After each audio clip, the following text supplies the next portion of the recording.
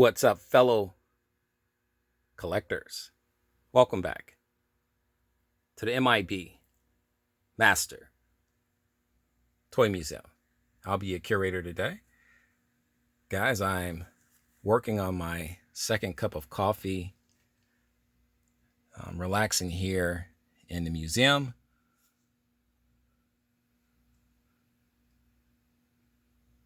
And for some of my subscribers that thought that they haven't seen me in a while, I'm okay. I'm okay. It's been a busy week, guys. I'm getting ready for M.I.B week and some other things, my daughter's birthday. And so I've been in and out of the museum, but I'm in the museum today. And like I said, I've had my coffee. I have another fantastic hot topic of discussion for you today. It's coffee time with M.I.B.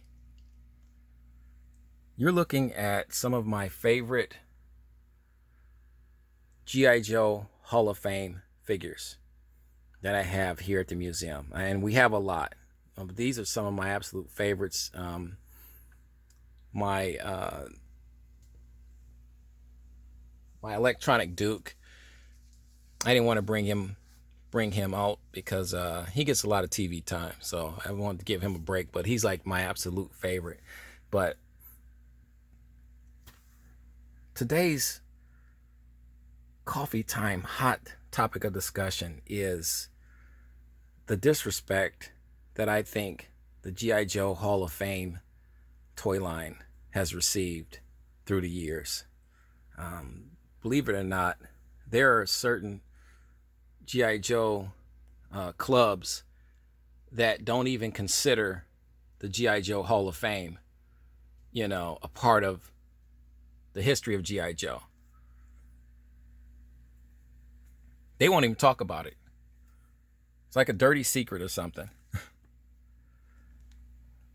The knock on these Hall of Fame figures are they're big, they're clunky, the hands are oversized, the weapons are too clownish, too big. The scale, the body articulation is extremely poor and limited. All facts. Are the weapons oversized? Yes. Are the hands oversized? Yes. Body articulation, they don't have a huge number of points of articulation to them.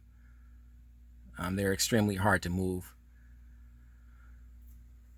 But what these beautiful figures lack in all of those departments, they more than make up in the fun factor, the charm factor. A toy has to be charming to me. It has to be endearing to me to be in my museum.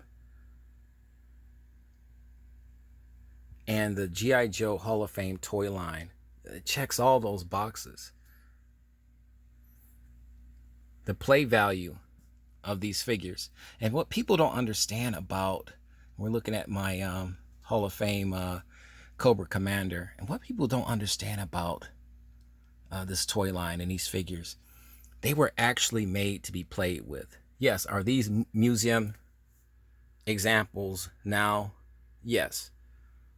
Therefore, his historical purposes here at our museum.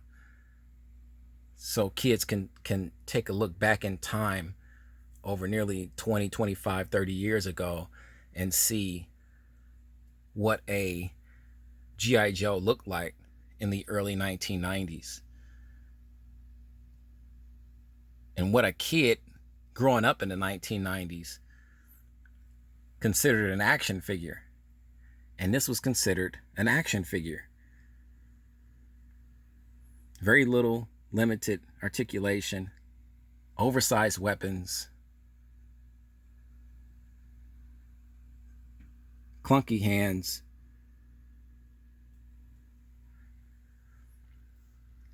But the play ability factor of these toys and these action figures were off the charts. A child growing up in the 1990s could go into another world with these figures. They were big. Sure, they were clunky, but they were extremely durable. Find me another action figure, 12-inch action figure, that was durable or more durable than the Hall of Fame G.I. Joe. You'll be hard-pressed to do so. Guys, if you're just joining us, pull up a seat, grab your coffee. It's coffee time with M.I.B. And we're talking about the lack of respect for the G.I. Joe Hall of Fame action figure. These figures gapped or bridged the gap to the rebirth of G.I. Joe, of the 12-inch G.I. Joe action figure. Looking at our Cobra Commander, beautiful figure, lights and battle, electronic lights and sound battle weapon. You press the button and you can make the gun light up and make sounds. These figures were ahead of their time when they came out. This figure's from 1991 and looks like it just came off the toy store shelf. It's in fantastic condition. I grade this around maybe a C8 in box. Contents are mint. Beautiful uniforms. The hands were oversized because guess what? The weapons were oversized. They could actually hold their weapons. How many action figures of today we know that can't hold their weapons? Well, the G.I. Joe Hall of Fame figures never had a problem with that. What do you think, guys? Do you remember the G.I. Joe Hall of Fame action figures? What's your take? Don't listen to my babbling, guys. Leave the comments, your comments and your opinions in the comment section right underneath this video, guys, while you're drinking your coffee.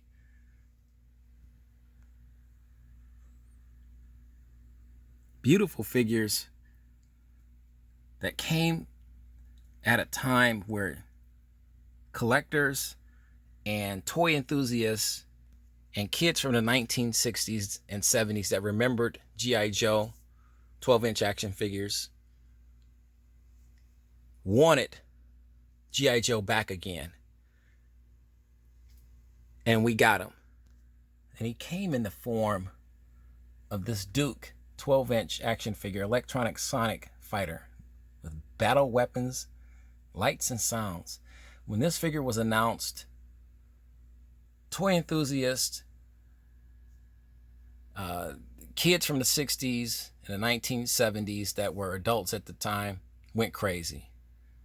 This was a Target exclusive, and they couldn't keep this toy on the shelf.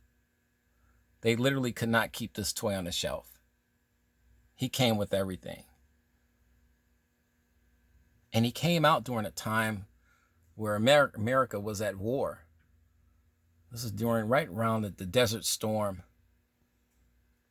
war. So this is why his gear and everything is fashioned in that format. One of the most popular G.I. Joe Hall of Fame figures to date. But it just bugs me, guys, that the Hall of Fame line of G.I. Joes didn't get the respect, or don't get the respect that I truly... And listen, a lot of us do give the respect, but it just burns me up, guys, because I'm so in love with G.I. Joe that I'm very protective of this iconic figure. And for it not to be considered by some G.I. Joe collectors. How can you be a G.I. Joe collector? For one, how can you be a G.I. Joe collector and not consider the Hall of Fame G.I. Joes a G.I. Joe or a part of the G.I. Joe? That's the question I want to leave you guys with. Think about that. Let that marinate. For all you action figure collectors, how could you not consider this an action figure or a part of the G.I. Joe community or family? My Sergeant Savage, one of my favorite figures.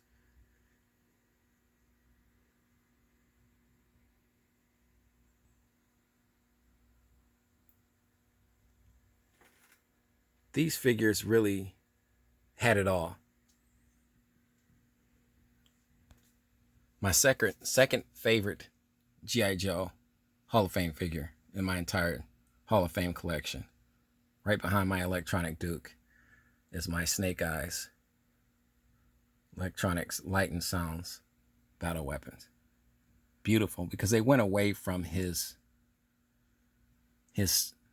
black outfit and gave him this really cool upgrade in my mind. Look at the mask, clothing, everything, tactical vest, you name it, weapons. Beautiful figure. And I'm still looking for another one because this one's so beautiful. This is just a beautiful box. Everything is in fantastic condition. But I can't find another one, another example like this that's this beautiful. So I'm spoiled. And I won't get another one until I find one that's just as in fantastic shape as this one. Guys, we want your thoughts on this. How do you feel about the G.I. Joe Hall of Fame toy line? What's your thoughts? Do you remember this toy line when it came out in the early 1990s? Do you still have some laying around in your collection? Another beautiful Snake Eyes. This is our karate chopping Snake Eyes. I got two of these guys. Someone took the price tag off of them. That's okay. I got two of these guys. Absolutely beautiful.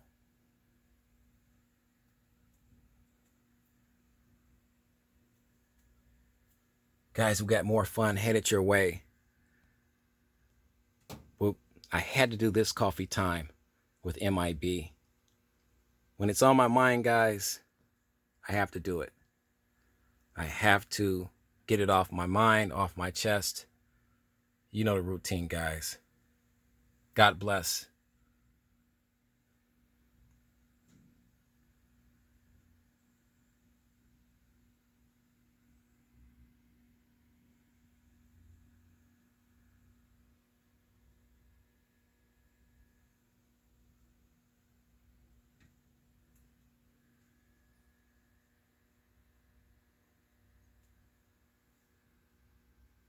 And keep collecting.